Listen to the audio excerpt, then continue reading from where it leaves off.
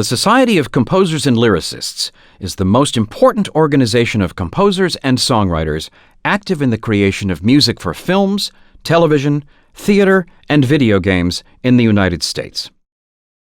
It is the last in a long line of composer groups whose goals have always been solidarity, fellowship, and mutual respect for all those who make music for visual media.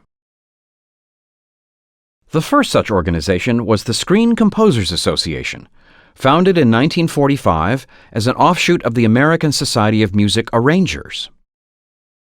The SCA boasted among its membership virtually every important composer of the golden age of Hollywood, including Max Steiner, Miklos Rozsa, Alfred Newman, Franz Waxman, and Dmitri Tiomkin. Concerned that ASCAP paid scant attention to music written for films, the Screen Composers Association eventually forced the Performing Rights Society to accept composers of so-called background music, a key financial decision that has affected the lives and fortunes of thousands of composers since that early era. David Raksin, chairman of SCA's Agenda Committee, championed the cause of a guild, and a few years later, it became a reality.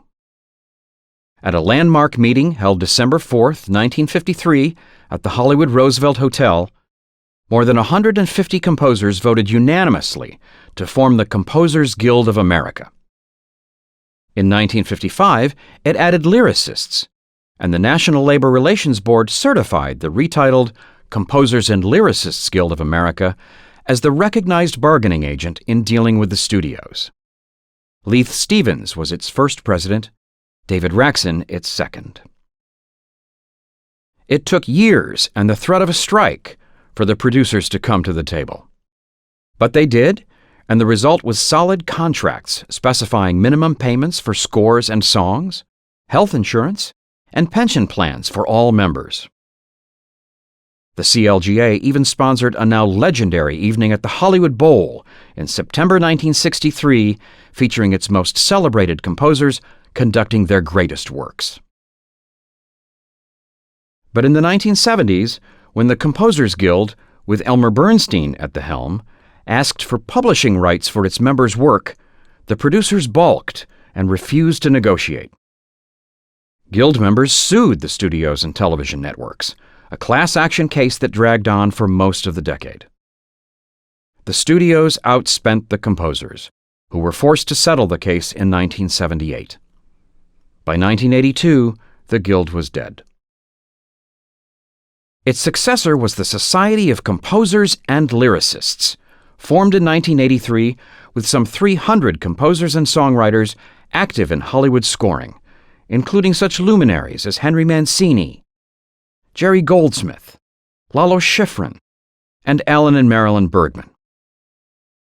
They attempted to reorganize as a union, but the National Labor Relations Board ruled them independent contractors, not employees, in 1984. Since that time, the SCL has grown to more than 1,600 members, with chapters in Los Angeles and New York. Active in education and support, it is the widely acknowledged home of all those who are involved in media music making. The outgrowth of 75 years of efforts by composer and songwriter activists to build a community united not only by talent, but by a genuine concern for each other.